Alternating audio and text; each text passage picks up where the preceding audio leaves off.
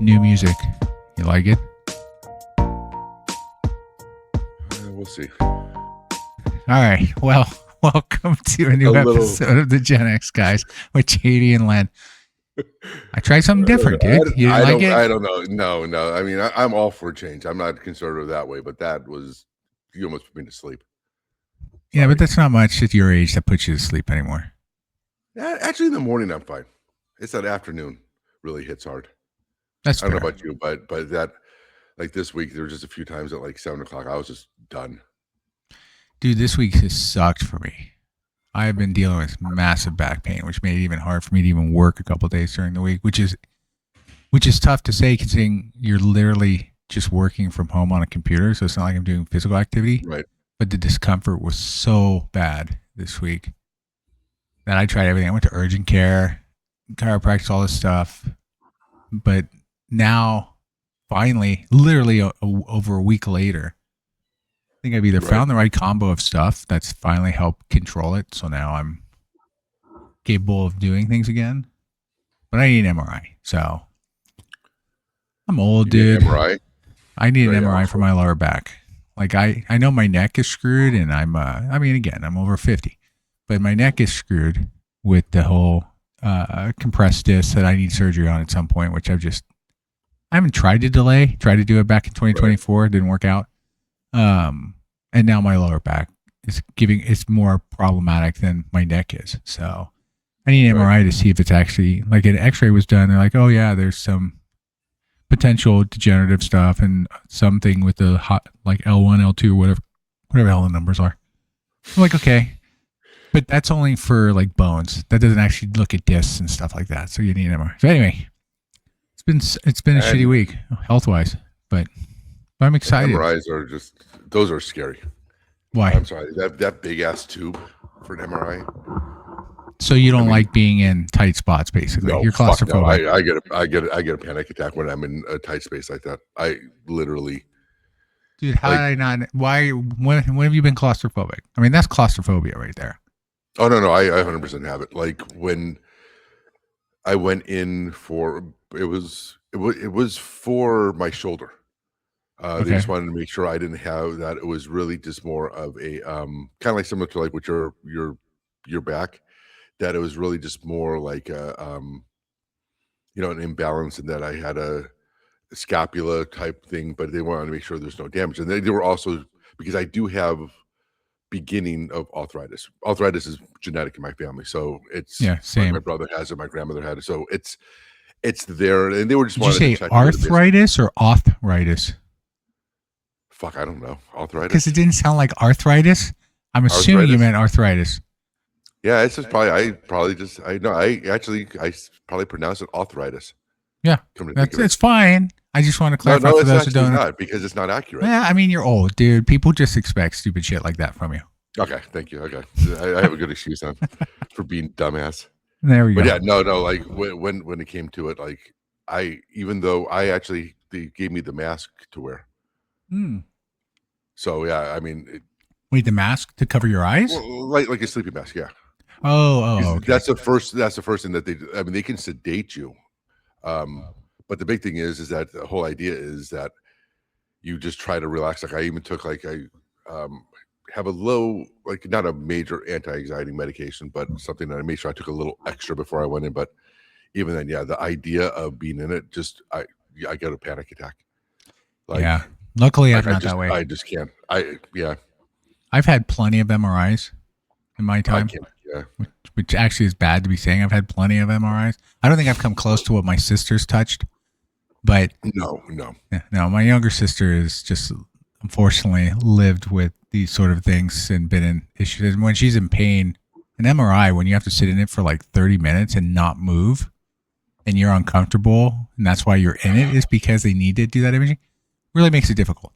I can't imagine. Yeah, so I'll need an MRI at some point. Yeah.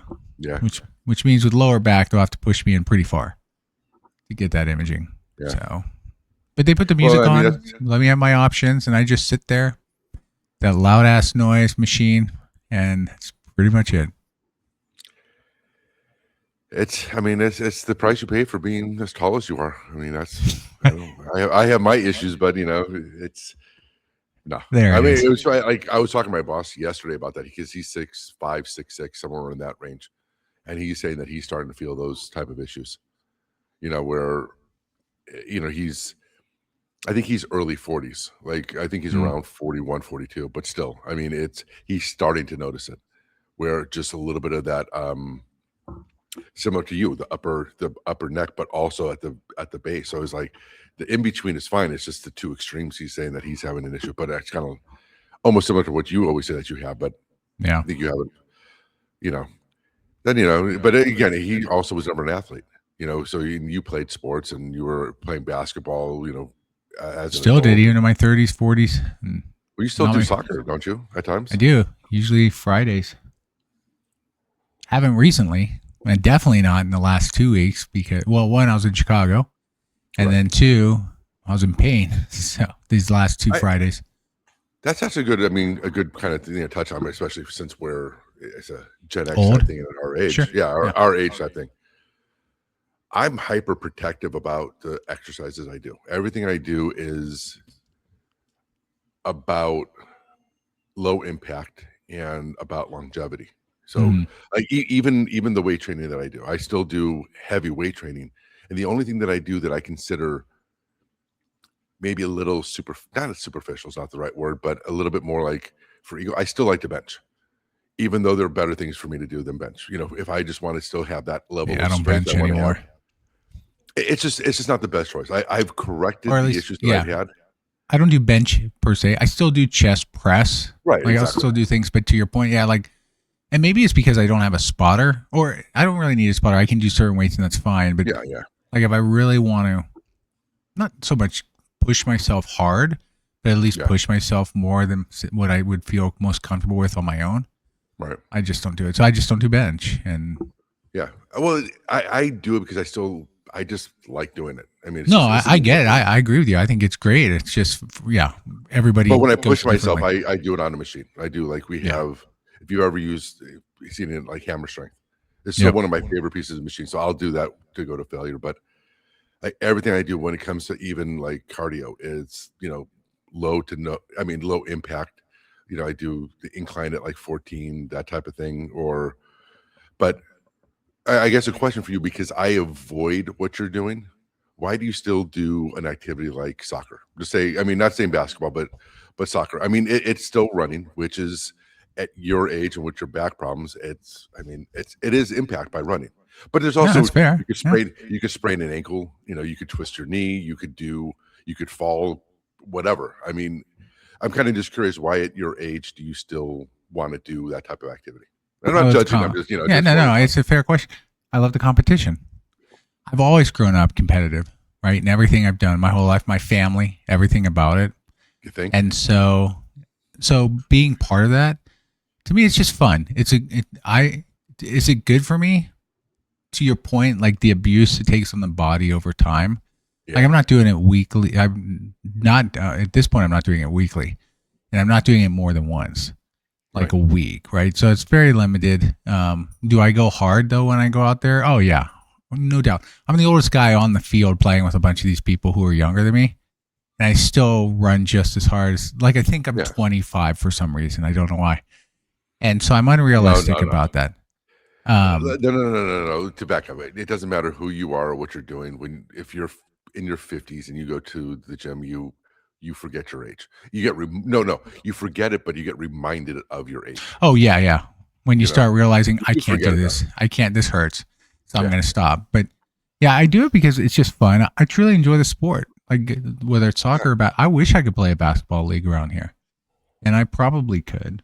But I like playing with people I know because I get a sense of how they play and having that team. Yeah. But yeah, I'll keep playing until physically I'm basically told I shouldn't be doing it. Even when I'm injured, like this injury definitely has kept me away from it. And I'm not going back probably even next week if I felt 100% because I want to give myself some time. But realistically, unless I'm told like you can't play this anymore, I'll play. And so I'll keep going. Yeah, it's you're at when you get to that tipping point where you Right. just And my sons are competitive sports guys. So is my daughter, obviously. So I don't know. It's just how I've grown up. I mean, you bring up a good point. Like at a certain point, most people tend to relax, do less on that level because their body can't handle it. It gets more abuse to your body, your joints, and all that good stuff. But yeah, I'll keep going until I can't do it, until I'm told I can't do it anymore, or until I truly feel I can't do it anymore. And even then, I'd probably still push myself. Someone literally has to tell me I can't do it, and then more than likely, I wouldn't do it. More than likely. Yeah, I can't honestly say I wouldn't do it. I know. Like I'm No, I not know. the best. I know full well. Like even with the back injury that I've been dealing with this whole week, like even my office was fantastic. The team I have, my boss, and everyone was great. They're like, just rest up. I'm like, okay, but I can't just rest up. I know. Even with work, I have to jump in and do something. I just can't sit around and do nothing. Like that's just never been how I.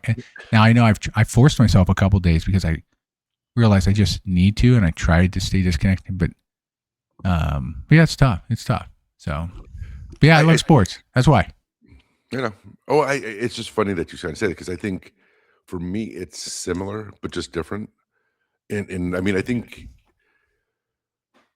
when I think I've noticed it's just odd that it's taken me really this long to realize, and it's probably been like the last 2 years mostly that I realized how much my mental health is tied to exercise.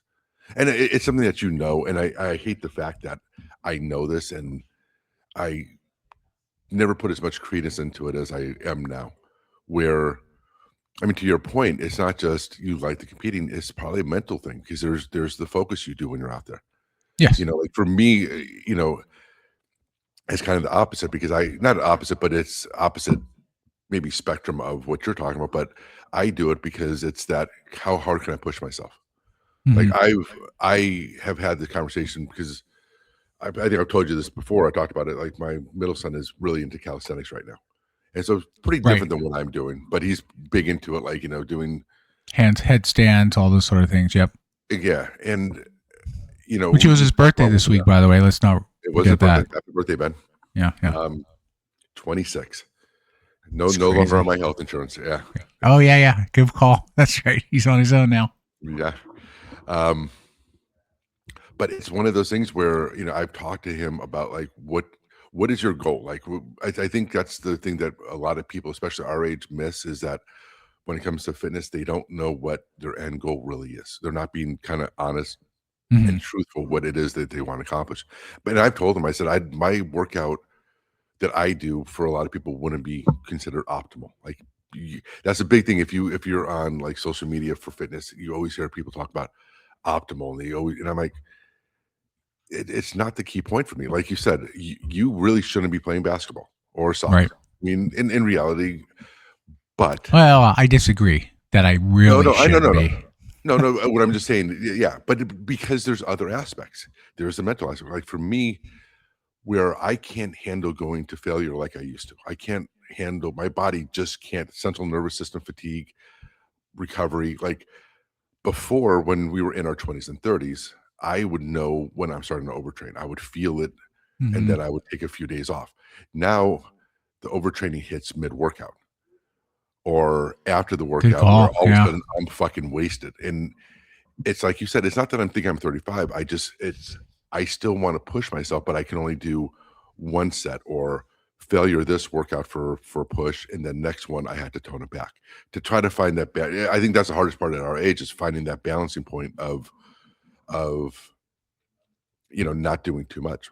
But for me, it's not pushing myself. I like going overboard. I like going to failure, doing strip sets, doing all these things pre-exhaust to just really push myself because it's that mental part where you, like you said, like when you push yourself in running, where you kind of overdo it a little bit. Let's just say I do the same thing, but after you do that, I get like this mental clarity where I just feel it's become my form of like, I've tried like yoga, meditation, mindful based therapy, all that type of stuff. And it actually makes me feel worse. I've actually had it where my heart rate increases because yoga and meditation makes you feel worse? Yeah. I've tried it multiple times. You just don't like getting in your Exactly. thoughts. That's basically what it is. Because when it's And silence, you start thinking more. I can't. Yeah, I can't stop. I You mean, need it's to just be busy with working out. That's I where, need and something to focus. I need a tangible thing to yeah, focus on. yeah. I No, need to focus on it, and and it's. I Go go ahead. ahead. No, No, we're no. totally over talking each other. But the funny part is, you go into this, and it makes me recognize exactly that, right? Like Yeah, some people can go into a mindful state and enjoy just whatever's out there and just quietly yeah. sit out there. Like I couldn't see you just sitting on a cliff somewhere by the No, beach, just staring out into the ocean for like 30 minutes, just trying to to quietly find it. accept it. Yeah, Like your mind would get screwed.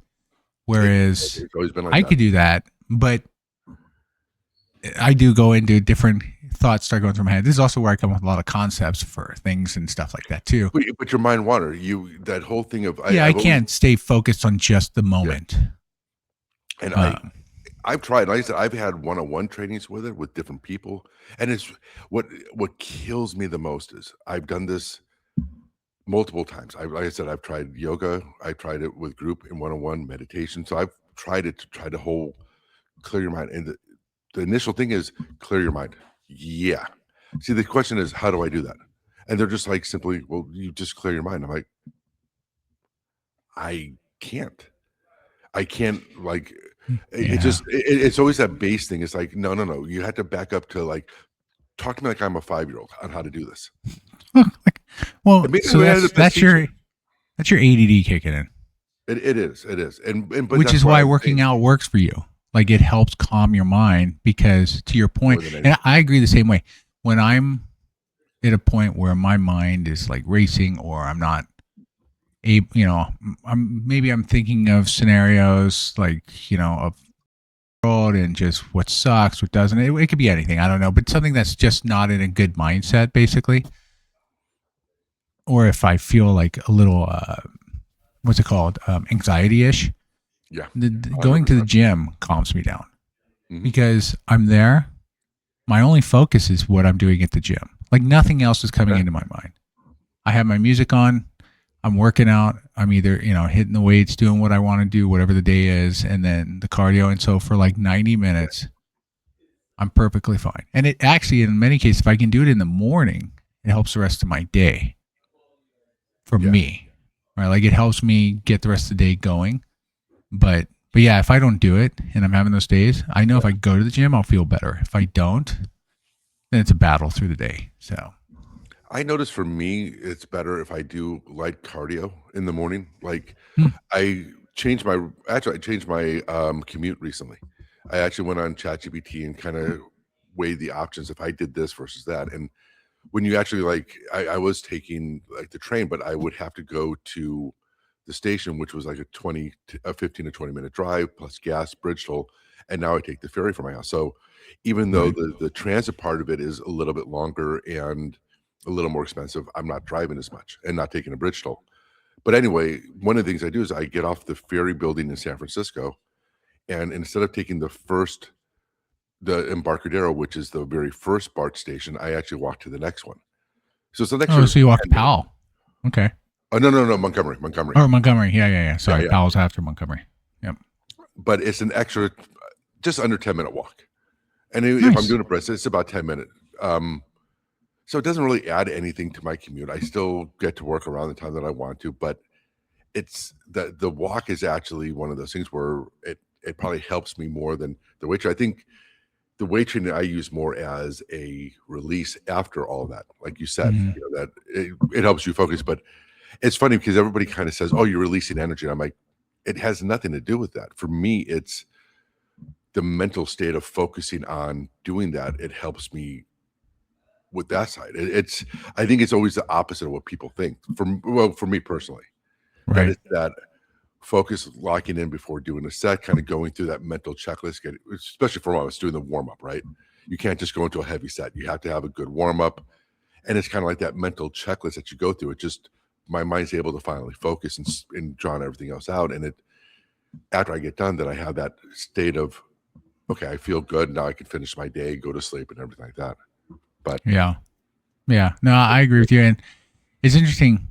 The one thing you mentioned is like people were saying, "Oh, your energy or things along." Like it's so funny because people try to come up nowadays more so, right, with the health kicks, with with of course all the social platforms and whatnot. Everybody has their opinion of what needs to happen and what impacts the Yeah. body and all these things. And they're like, "Oh, do this and that, and you'll live a healthier lifestyle," or "Do that, this helps your mind." It's like, look, sometimes just don't overthink shit. Like, just do. It's actually very simple. You just do. You don't come up with all these reasons. Or, I mean, if you need all that, okay. But the reality is you really don't. Like his. I mean, in the past, it was just a matter of you just go out and do it. You don't have to have someone tell you this way to just do it. Like this is just stay active. Like just go out and do something. Not very hard. Do something. Quite honestly, and I'm sure you understand this, that one of the things I hate about, and again, hadn't been a personal trainer for 10 years, a ton has changed, but the one thing that hasn't changed is there's always a blocker that people always bring up, or there's something beyond their control, or it's not their fault. But I'll say this, the biggest health changes I've had in the last year have all been, what are the basics? And I think that's what people ignore. Do you drink enough water? Do you try to get enough sleep? We don't always get enough sleep, but if you do everything you can to improve your sleep, like I think honestly, sleep is the biggest health concern that I have, and I know for you it is as well. If I don't not getting enough sleep is if you don't get enough sleep, it doesn't matter what the fuck else you do. You can say, oh well, the food is this and FDA this and saturated or seed oil, whatever thing you want to blame for your bad health. I guarantee most of it is people don't have good sleeping habits, right? And do Probably. you take enough Although water? for decades, my sleeping was always the same, 4 to 5 hours. Some people can actually survive off that sleeping. So I agree with you. Sleeping is a primary impactor, specifically if your sleeping is erratic. If you have a set pattern, you're probably adapted to it. But for those, to your point, I agree with you. Like a lot of people, it is erratic. Their sleep schedule's off, or they're not sleeping right, or something like that. It's definitely causing a lot. Before you go to bed. Yeah, exactly. Yeah, that's the big challenge right there. But then the other thing is like, how many steps do you do in a day? Like overall, what is your activity level in a day? Just walking, just having a watch. Like especially if you have a smart watch, how many steps do you do a day? Do you do 8,000? And what's your excuse? I mean, do you always try to find the closest parking spot? Do you go out for a walk in the morning, or do you try to take little extra steps here and there? Then do you take enough water or fluid in each day? Like, are you constantly hydrated? Not, oh, I haven't drank enough water, so I'm going to drink 16 ounces right now. That doesn't work. And then it's, why not? Do you have just chug it all at that point? Why not? Yeah. Why wouldn't it work? Why wouldn't it work? Because it doesn't work that way. Well, it doesn't work that if way. Your body is supposed to take, if you're saying take X amount, I'm going to kick this one back because I'm curious. No. Because okay. It's a general rule of thumb to have that much spread out over the day, because the whole idea is throughout the day your body's going to need right. water. So you just said a certain word. You just made a specific phrase that is never really talked about. All they say is you should have every day X amount of water. They don't ever say you should have X amount of water, but spread it out over the day. Don't just chug a bunch in the morning or chug a bunch at night to say that you did it. Like it should be the only thing you truly drink throughout the day. But there's so many options with sodas and things and all. Which is fine. Look, if you want to have a soda, that's still water. Like even coffee, right? No, it's not. Stop. It's not water. It's 98% water. Stop. It is water. It's water. Sugar water. It doesn't matter. It does. It really doesn't. If you're a diabetic, that matters. Okay. No shit. And if I put fucking cyanide on it, it's going to kill me. So yeah, you're right. Technically, yes. The point is people get hung up on semantics, and they're not even worried about But the other one I'll say is I think the single biggest one that people avoid is fiber. And then to your point, what do? They're like, okay, I'm going to have this meal that it has all this fiber. They get constipated. They're like, oh no, fiber is bad for me. No, you decided to take too much fiber in when your body wasn't ready for it. But I think like one of the single biggest impacts I've had is getting my fiber up to like 40 to 50 grams of fiber a day. I think it's helped me more than almost anything. It's actually helped me sleep. Yeah. It's helped with mental state. It's one of the major things, and it's it. The, I remember for a long time I was taking in like a lot of probiotics. Like everybody talks about probiotics. I don't need it anymore. My gut health is fine now that I take in fiber because one of them is soluble fiber is a prebiotic. Part of the reason why everybody needs probiotics because they don't take in the prebiotic, which is food for the bacteria. And you need the probiotics because you're not feeding your gut health. Yeah, I figure like we've talked about this a lot in the past. Yeah. In health standpoint, and we're falling into this trap of going into it again, which we don't really need to. Yeah, you know. But anyway, but I understand what you're saying. Yeah, I think it's just going back to the basics. I think that's the biggest thing for I think people our age is that you just have to go back to the basics. And if you're not doing the basics, and no medication is going to get you healthier. Just dropping fat or doing this is not the key point. The key point is having a base level of health, and that's just my opinion. Well, so right. we can go on if we're ready. We talked about this at So I mean, the only last thing I'll add to that too is like to your point, yeah, basics. But I think so many people, and you start listing it off actually, go into this concept like I need to have X amount. I need to have this. I need to have that. Like I need to make sure I'm hitting my grams or this.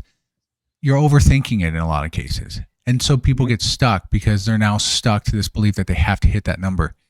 And you don't. Every day too. Every day. And the reality is like, look, back in the 20s and 30s, where was obesity back then? Like obesity today in America is dramatic compared to the 20s, 30s, 40s, hell, even the 50s. 100%, yeah.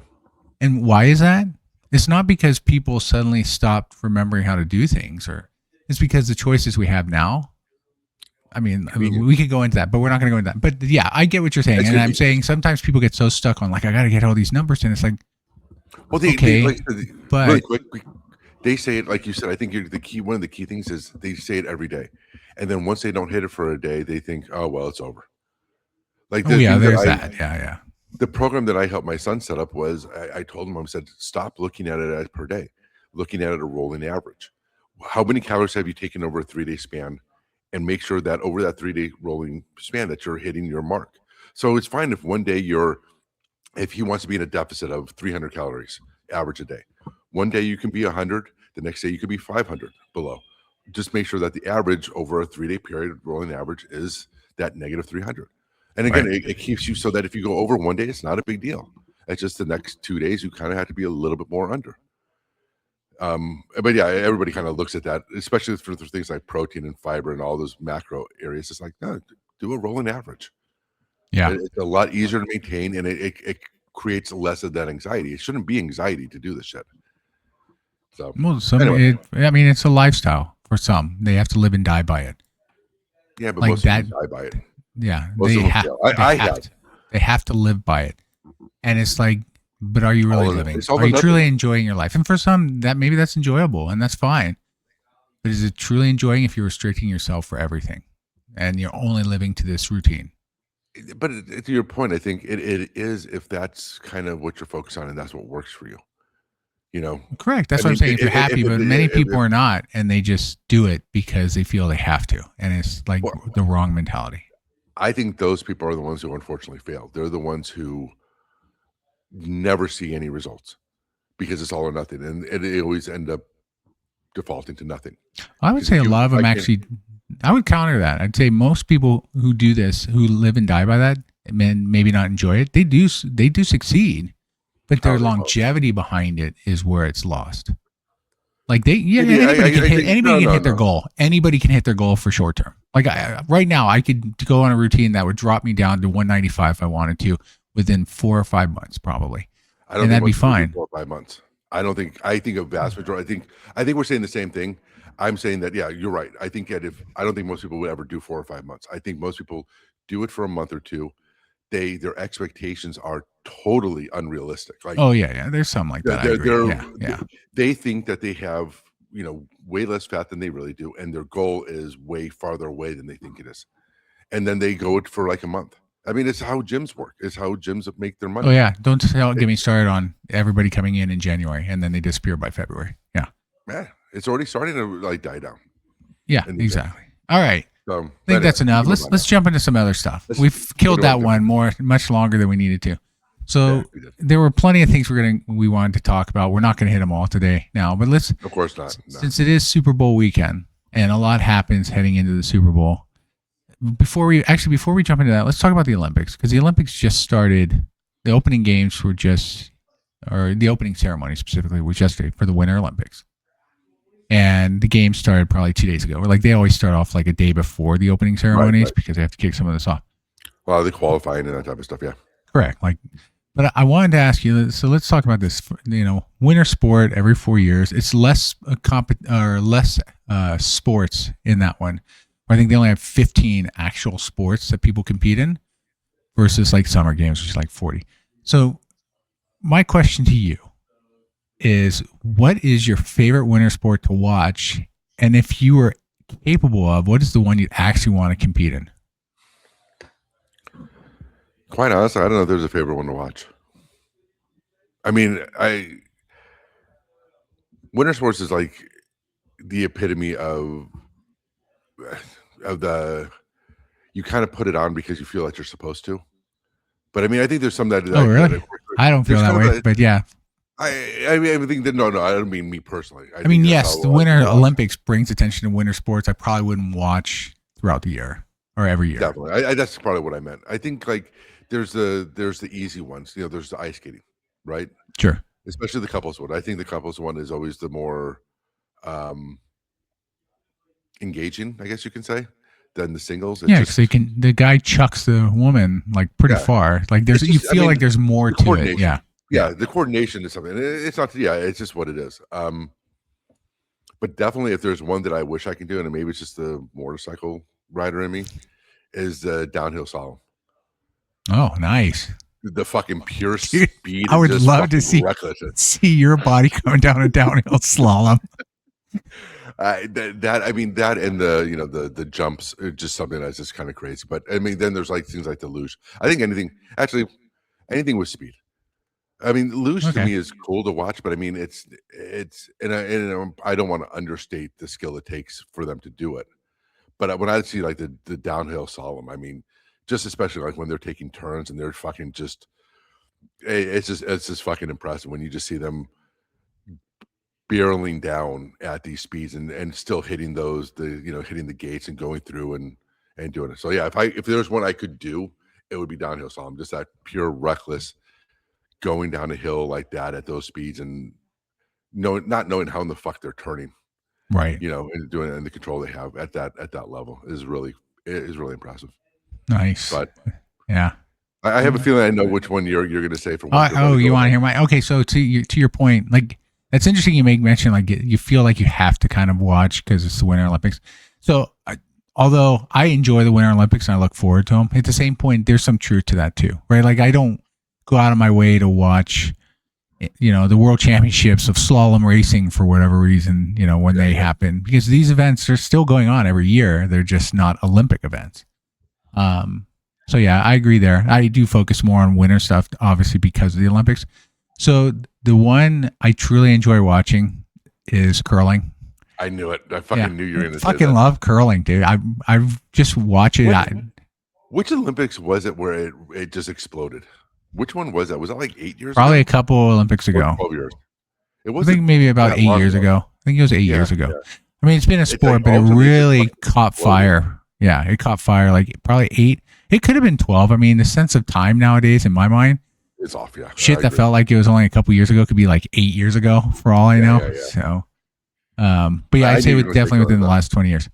Well, dude, I mean, come on. This is such a sport. Like you and I could be a team. Like we could be a doubles team. And I was talking to my wife about that while I'm watching it this morning, by the way, because I was watching it. And I'm like, just think if Len and I did it. It'd be interesting because as a two-man team, whoever, say I'm the one like pushing or taking the, I can't even remember the name of the thing. But anyway, the stone, basically, rolling the stone down the ice. And Len's on the other end, and we miss it. But, I could see myself starting, dude, what's wrong with you? What are you, fucking blind? And then you'd be yelling, fuck yeah, stupid. So, it'd be an interesting dynamic. Yeah, you dumb bastard. You knew I couldn't see you. Why'd you ask me? But I'd say if there's one I could do, I mean, I feel like curling's something not just anybody can do, but it's an activity I think many people can do a little bit easier from an athletic standpoint because you don't have to. You just have to be able to kind of have a good sense of Yeah. What angles you want to come at, speed, and then of course have some of the skill to actually go on ice because a lot of people slip and fall. But I'd say exactly, you would. But if there's one that would be fun to do, I agree with you, the luge. Like sitting on that sled and riding down as fast as I can, trying to stay on those turns. Fucking fantastic. That would be so much fun. I'd crash, but it'd be fun. Or the bobsled. Even the bobsled team would be fun too. Well, see, I think that's the whole thing about Olympics. You want to have that. If you were going to be an Olympian, I mean, being an Olympian period is impressive. I don't want to downplay. Oh yeah, easily. But you want to do that one where people go, "Oh, that's what you do? That's what you're a gold medalist in?" I mean, like you said, and again, no offense to anybody with curling, but nobody's going to look at curling and go, "What are you talking about? Curling's popular, dude. Everybody be excited. If you just came out and said, "Hey, I'm an Olympic competitor on the curling team," really? Like they'd know what it was. But even for ice skaters, again, definitely not taking away from them at all. Because sounds like you are every time you say that beforehand. But go ahead. Well, yeah, because it's one of those things where whatever. Anytime you preface something with like, not that I'm being you kind of are then. But go ahead. Maybe I am, but I just think that like if personally, if I could have been an Olympian, I want to have that one where it's like, wait, you do what? That type of thing. Like I said, like downhill is one of those things like, oh, you're a fucking maniac. Sure. But it's like it's just one of those things where like you want. It's funny because I'm thinking of the whole thing. I'm almost contradicting myself, but it was kind of like the last Summer Olympics with the guy, was he from Turkey or whatever, who did the shooting. Oh, okay. Where everybody came out where he just like easily like doesn't care. Yeah, it's like he just came out as a dad and like, oh, what do you want me to do? Okay, plink plink. But you kind of want to be as an Olympian. You want to be that badass. I think maybe it's just the guy in me, whatever. But you kind of want to be the one, like you said, like with a luge. So you sit on a fucking sled with just a helmet and you're barreling down at 70 miles an hour down a pipe. Yeah. Where you can literally like flip over and fly 1,000 feet if you make a mistake. I just think for Olympics, that's like the type of thing you want to be. And it's like, would you want to be a 100 meter, 200 meter sprinter or a marathon runner? Both are incredibly impressive. Still that whole elite of elite, all time great. But if you were to pick it, I mean, personally, I want to be I would pick 200 meter. I think that's still the most impressive race for me. Yeah, I just can't do long distance. So honestly, I can't fathom me ever wanting to do. That's the reason why I don't like long distance. Yeah, I don't give them the credit that they deserve because. Nothing but credit for me. Anybody who can do that is fantastic. I just I ignore it. I just ignore it. I can't. I just never developed. Yeah, exactly. I've never developed a skill for that. So, yeah, I would say the Winter Olympics is fun. It's because it's limited. I also like snowboarding, like the downhill pipe. Whatever it is, half piper. No, it's or even not the one where they have the small ramps that they constantly go down. Oh, they do little jumps and exactly. Those are fun. But I mean, Shaun White was definitely the one who helped drive snowboarding to its popular. Yeah. That's when it started coming into the Winter Olympics. Never was an Olympic sport. Another one that I'd want to do, and maybe because I'm not a gun fanatic, but one where they do the cross country. Oh yeah, I was wondering if you were going to think about that. I don't know the name of that one, but that's also one that's just kind of cool. Just going across the snow, but again, I don't know if I could do Actually, I'll probably be able to do. I can do the endurance or something like that. Because it's because they ski from target to target. Yeah, but I mean the skis they use there, it's still the skis. They go, then they get to the targets, they shoot them, and then they move on to the next set. And so it's about time based and accuracy. Yeah, that'd be kind of cool to be able to do. Nice. I guess I do like the Winter Olympics a lot more. It's not. Sometimes it's not until you actually talk about it and you kind of go over everything. You're like, oh shit, maybe I actually do really like it. Well, like I said, there's a lot less events than the summer. Like summer has so many events, whereas winter only has 15. And then they add on the random ones where every country gets to add on like we're doing flag football. Yeah. This is in LA. So yeah, you always do the add-on shit too. Yeah. Yeah. We'll talk about summer games at some other point. All right. Hey, I know it's dumb, but it's interesting. It's dumb. Why don't we just put fucking pickleball in while we're at it? That might be. Don't say Just that. dumb, That might actually dumb. be a new one. Pretty soon, we're just going to sit down in a chair and do darts, and that's going to be an Olympic game. It's just going to go back to Wii Sports. Exactly. I got tennis elbow from. Anyway. Yeah. So, yeah. All-time great Wii Sports player. I developed tennis elbow, 2 years in. It ruined my career. I could have had a longer lifespan if it wasn't for that. Why'd you just switch hands? It's too much effort. Too much effort. Yeah, that was just too much work. Yeah. So I guess talking about flag football, we have 20 minutes left. Let's go to the NFL. NFL because it is tomorrow. Yeah, it's just Super Bowl weekend. Yeah. Well, whatever. Well, the Pro Bowl, whatever they call it, weekend. I'm not going to get into the Pro Bowl. That was such a waste of time. Weekend. It's a skills. Yeah. Well, we talked about that last week. I have something I want to bring up about Pro Bowl. Okay. All right. Go ahead. I think the only people that should be called Pro Bowlers are people that were the initial group in it. If somebody backs out because of injury or because of whatever reason, whoever comes in to replace them should not be called a Pro Bowler. They should be there to fill the event and make sure that there's people there for the Pro Bowl. But I don't think that they should be able to be labeled as a Pro Bowler when 8 people ahead of you decided to opt out and then somebody's popular. And look, I'm a Browns fan, but Shedeur Sanders, like Huntley before him, should not be considered a Pro Bowler. Even Flacco. Even Flacco didn't deserve it. Yeah, 100%. And again, it's what it is. They should not be considered Pro Bowler just because they're filling in for people who backed out. Only people that should be considered a Pro Bowler are the ones who were the initial group. Whether they back out or not, they're still a Pro Bowler. But anybody that comes in is just a fill-in for the events. But I don't think they should be considered Pro Bowlers. Agreed. The fact that Sanders is considered a Pro Bowler to me is just. And again, I'm not saying that he should be a starter. He's. Let's not get into that. There's no world where he put he's considered a Pro Bowler. He didn't, and none of the players who were like the third options, like a Sanders or a Flacco or whatever, or Huntley in the past, are true Pro Bowlers. They were just body needs. Yeah. Just to put it out there. Yeah, it's Flacco's first. I agree. Yeah, in 18 career years. Yeah. And he did nothing this year to justify it. So no. All right. So, and to your point about Sanders, just real quick. Obviously, we've made mention before. I'm a Cowboy fan. Emmitt Smith, one of my favorites of all time. But even he made an asinine comment, which I laughed about. As much as I respect him, it was a joke to me. He's like, Sanders should be the starting QB for the Browns.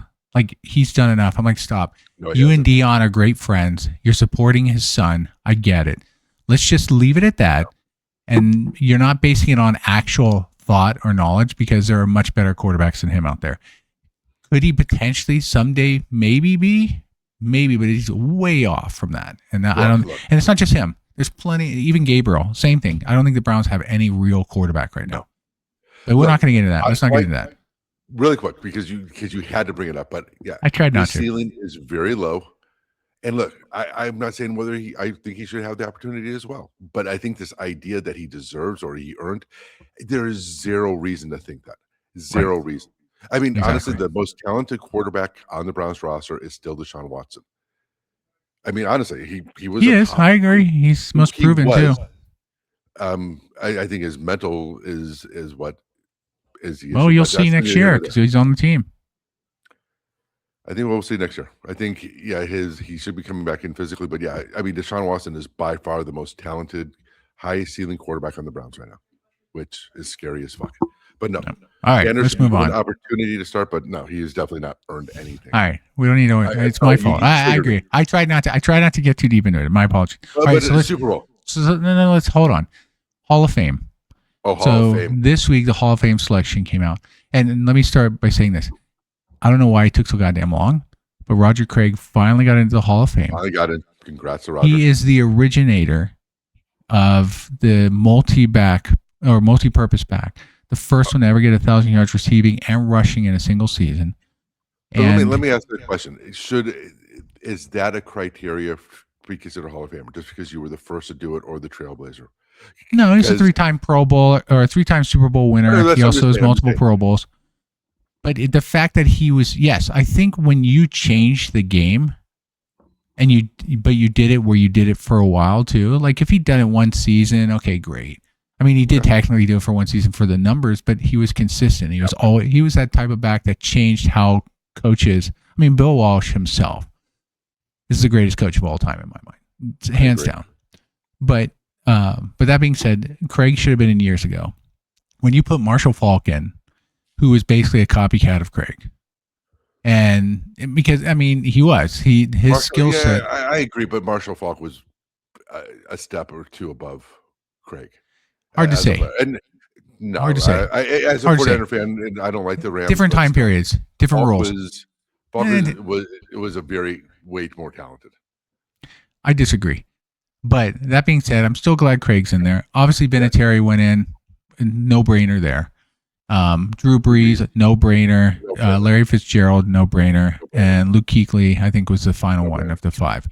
Kuechly was the only one just because, I think the only. I was surprised he got in, to be honest with you. I think he was good. He was great when he played, but I didn't think he was like they need to put him in now. I think they could have waited a bit longer. I think that was the negative, like you said. Brees and Fitzgerald were no-brain first ballot. They're all-time greats. There is no question. Kuechly, I think the thing that I came back to is also longevity.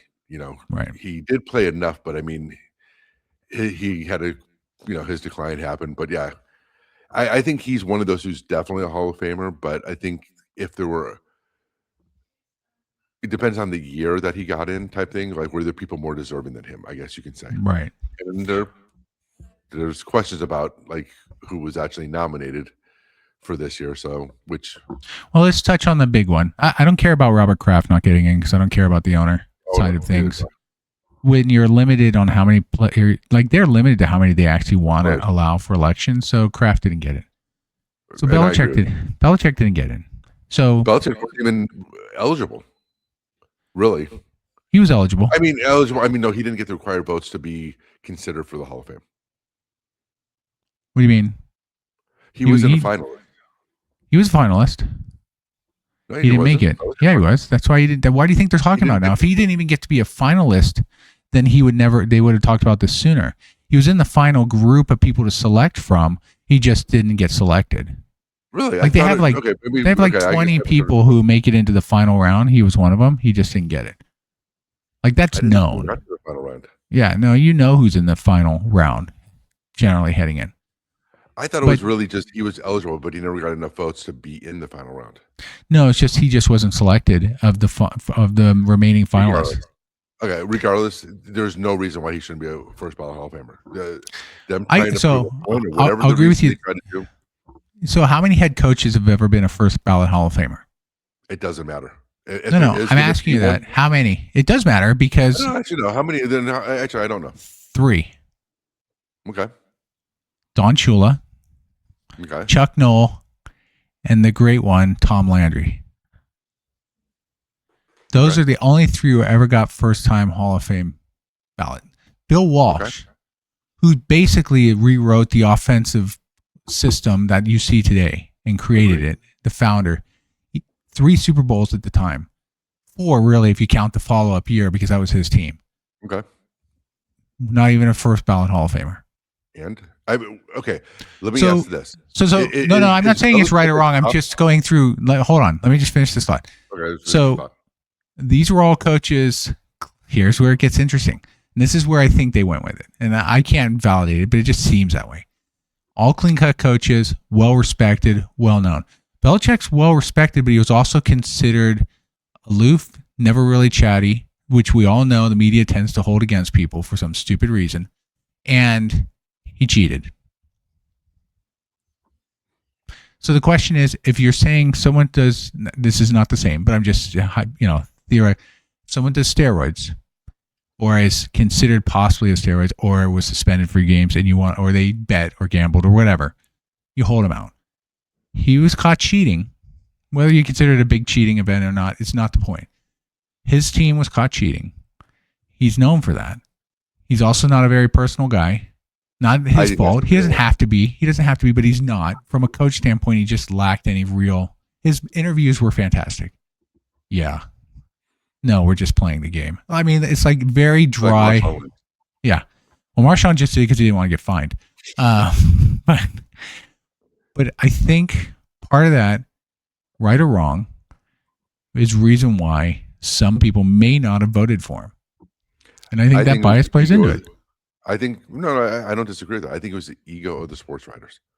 To your point. Oh, it always is. Yeah, 100%.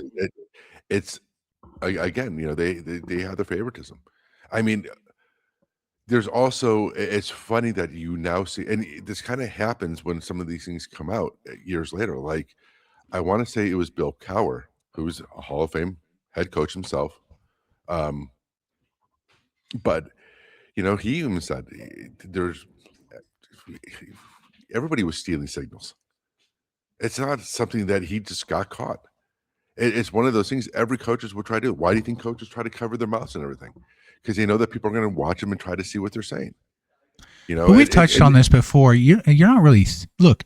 You get game film on every team every week after. You can see the game film from the previous week.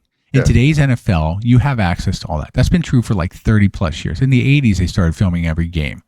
Right. So it's been around for decades. In high school, you film other teams. In high school as well. So it's not really hard to game plan or get a sense of how they're going to work without stealing, right? Like the concept of like people were cheating or whatnot, to your point, like Bill Cowher or whoever it might have been that said that, I kind of say like, well, I mean, it's not hard. You watch the game film, if you, depending on how it's filmed, you can see signals they're throwing up. This is before obviously headsets and the whole coverage of the little play calls and whatnot. This has always been available. It's not like you can't actively find it. The difference with Belichick was he literally had someone go to practices and videotape their practices. You don't think other teams haven't done that same thing? None have been found. So are you saying it was a bias against the Patriots then? No, I think that there's always a bigger target for the team that's winning, right? So this was early on in their run, though. This was not they still late won in their run. Three in how many years? 3 in what, 4 years? Right? Wasn't it? I don't remember. But anyway, I don't remember. I don't know. I think that there's sometimes with sports, there's this standard that people try to have that is, I don't know. There's almost this, and again, it's this pious type standard that people have with sports sometimes, where they have this expectation of like what sportsmanship should be. Whether I just think that some people take to extreme, and I do think writers are the worst of it. They have this standard that players are supposed to be at that, and again, like you said, there's a bias against them that if they're not accessible to them, it's almost like you have that one where you'll see some comments made where a coach is coming in after halftime or a player after a game brushes off the media. You could tell that the media kind of gets a little hurt about that type of stuff. Right. And, they'll say things that you're like, it's just, I think sometimes people forget that these guys, are human, that they not only make mistakes, but I mean, there's that whole thing of if you're not cheating, you're not trying. I mean, players cheat every single play. Think about it. How many offensive linemen hold every single play? They just learn how not to get caught doing it. Isn't that cheating? I mean, I think that there, and I just think that there's sometimes a little bit of a standard that we kind of expect them to be held to that is just unrealistic. I agree. I mean, think about it. The Legion of Boom, the Seattle Seahawks, they would legitimately hold almost every play on receivers. Every single play. And they did it because they knew refs would never blow the whistle every time. They just won't. Like, they just won't call it every time because then your whole game is spent so they were playing the laws of averages. Right. It's like flopping. Yeah. Oh, my God. Yeah. But it is. No, you're right. But to your point, yeah, it's all selectively based. It's all based on personal feeling. Like, Belichick not getting in is purely based on that. Like, some people felt he cheated, and so they didn't vote for him. And they didn't want to put him in, send a message type thing, right? First year, not a first-year Hall of Fame coach because of the the perception, not even perception, he was caught, but the just Yeah. who they think of him compared to those who were the greats in the past, the Don Shulas, the Tom Landrys, the Chuck Knowles, and whatnot, who had a different persona about them as head coaches versus a Belichick. And to your point, yeah, they won 3 and 4 years, but really they weren't caught till 3 years later, just before they lost to the Giants when he was filming the Giants practices in 2007, Right. which people laughed like, see, you get caught and you lose. Like, so, you can't take that advantage. Anyway, it doesn't matter. But yeah, it's interesting. I do agree. I was surprised when I found out he didn't get in, and I thought he would have just a given. Like, I really did. So, but I'm not surprised when I take a deeper step back and think about it. Like, I'm not shocked. I'm not surprised either. Especially, I just, just like I said, just say it one more time that the whole sports writers can have such a. It's kind of like letting Pete Rosen out. Like, they literally said that we're just going to wait for him to die and then we'll let him in. Well, that was MLB. That's MLB. I think MLB is even worse. Way worse than. Don't even get me started. There's no reason for Bonds not to be in the Hall of Fame. It's a joke. It's 100%. A joke. But all right, so we got Hall of Fame careers. But anyway, so we got a few minutes left. It is the Super Bowl, to your point. Yeah. So let's talk about who's going to win the Super Bowl. You go ahead and go first. The game tomorrow, Seattle Patriots. What's your thoughts? What's the score going to be? I think it can be a copy of last year in terms of that type of gap. I think the one thing you saw with the Eagles last year is they never let off the gas, which I think that in the Super Bowl you blow them out. I think it's almost like a college. It should be handled like a college game. You should leave that final score with them. It wasn't reflective of what really happened in that game. The Eagles absolutely destroyed the Chiefs. It was a no contest, and they kept the throttle on throughout the game. Like, even when they had their backups and even when they pulled their starters, they were still going all out. They didn't go into prevent. They didn't really do this. It's just finally, now that they were playing against second string, that they were able to do it. And they probably did lay off a little bit. But if Seattle actually comes out there and their defense plays the way they do, and I'm sorry, I know everybody's trying to talk up the Patriots. Oh, it wasn't that easy. And look at the defense that they play. Stop. Their offense is absolutely horrible. Yes. That's the bigger thing. Their offense looks poor.